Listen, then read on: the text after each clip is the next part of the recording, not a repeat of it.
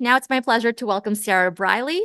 She is the Clinical Quality Improvement Program Manager, and Sarah focuses on shifting evidence-based research into action by assisting Colorado hospitals in implementing emerging best practices.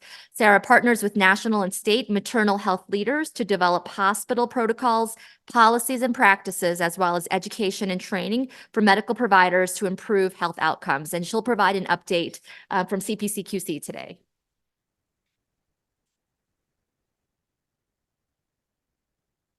Good morning. So again, my name is Sarah Briley. I am with the Colorado Perinatal Care Quality Collaborative, and I'm here to provide a few updates. So this list is a few of our programs within CPCQC. As you can see, we have some that focus on maternal health initiatives, infant health, community-based programming, and then also incorporating that lived experience voice. Today, I'm really going to focus on those three that are highlighted in red: COAIM-SUD, Moms Plus, and Chosen. So just a very brief overview of COAIM-SUD. COAIM-SUD is based on the Alliance for Innovation on Maternal Health Patient Safety Bundle. And each of these bundles provide guidelines and best practices to labor and delivery units across the country. And each of these patient safety bundles are focused on those 5 R's on the left.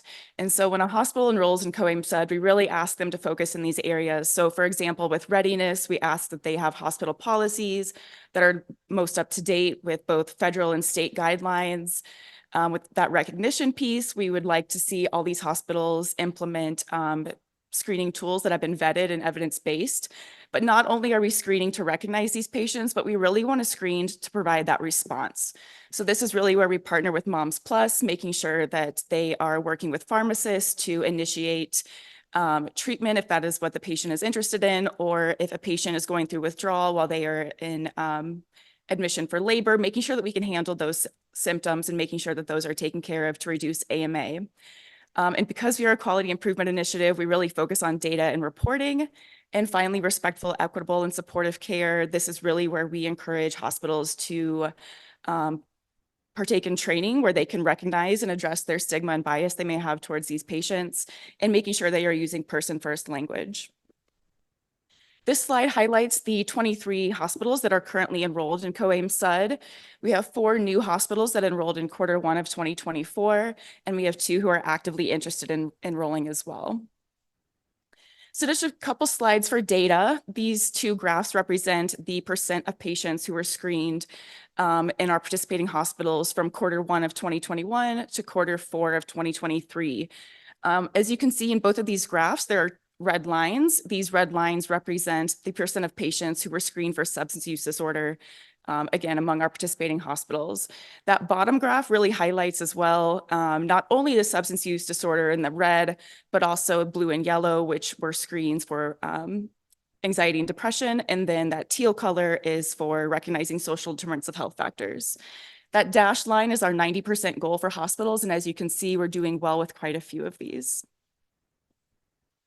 This next slide focuses on the total number of patients, again, in our participating hospitals that were screened.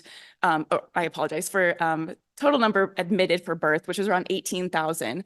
Of those 18,000, around 75% were screened using a vetted tool. Of that 13,000, around 2% actually screened positive for substance use disorder. So it's not a large number of the population who are giving birth in the state, but as we know from Maternal Mortality Review Committee, substance use and overdose are 2 leading causes of maternal mortality. So we think it's very important for the state to pay attention.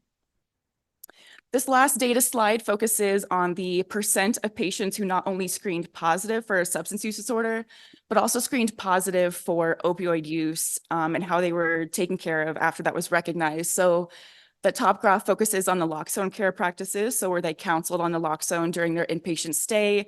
Did they receive naloxone as they were discharged? And then that bottom graph focuses on MOUD care practices. So again, of the patients who screened positive for opioid use, were they counseled on MOUD? Were they referred for MOUD services postpartum? Next, I'd like to focus on intentional collaboration, which again, over the last 6 or so months, COAIM-SUD, Moms Plus, and Chosen have been working together to better align our initiatives. We know that this quality improvement has been, again, working in silos. And as that has been mentioned this morning, we are really looking to break those silos and focus more on that dyadic care. We know that mom is the best medicine for the infant and vice versa. So we are looking for 1 to 3 hospitals in the state that would be interested in joining forces across the hall with the other care providers.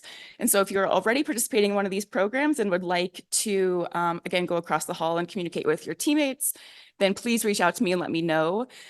If you are already doing this work very well with NICUs and PEDS and L&D, also reach out. I would love to hear what you're doing that's working. I would love to see how we can share that information with the other hospitals. And then these are really where we see our intentional collaboration taking place. Again, we know plans of safe care is a very hot topic right now, and we'll talk about it more this afternoon. But what do these toxicology guidelines and policies look like within our hospitals, as well as CPS reporting guidelines, and then also discharge planning?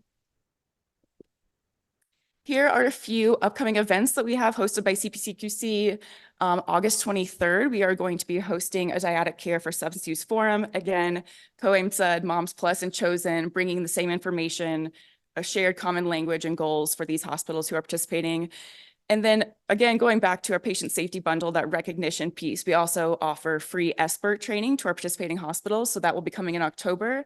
And then if you are interested in stigma and bias training, we also offer that as well, various states dependent on what you would like. So if you're interested in hosting a stigma and bias training at your facility, there's a QR code you can scan and we will reach out to you for more information.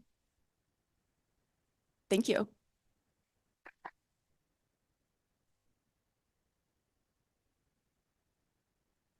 Thank you, Sarah. And Sarah, I think highlighted something that I forgot to mention, that, hospitals are siloed from other organizations that support families affected by substance use. And we learned that within the hospitals, we're siloed from each other. So we found that a number of groups were doing the neonatal chosen side of things. They had no idea that their OB maternal colleagues were doing the co-AIM-SUD side of things. And so it was sometimes the same people doing different things, or different people who had no idea what the other group was doing, despite literally being in the same hospital building, sometimes even the same floor. So we are really trying to create some efficiency by bringing these efforts together. So for those of you that are already in Chosen, please think about bringing your maternal colleagues on board as we look to be more effective and aligned in our work.